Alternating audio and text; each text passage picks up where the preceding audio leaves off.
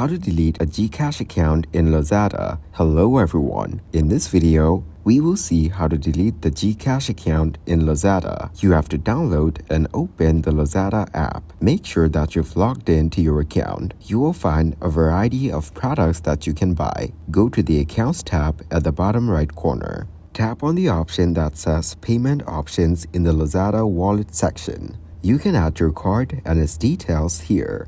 Go to the Help Center and search Unlinked Saved Payments in Lazada Wallet. You have to follow the on-screen instructions. First, go to the wallet icon under the Lazada homepage. Tap the payment options. Choose the payment options you want to delete. Then, tap the Delete the Payment option button to unlink your account. Thank you guys for watching this video. Hope you got some value. Make sure to like the video and subscribe to the channel to get notified of new videos. See you in the next one.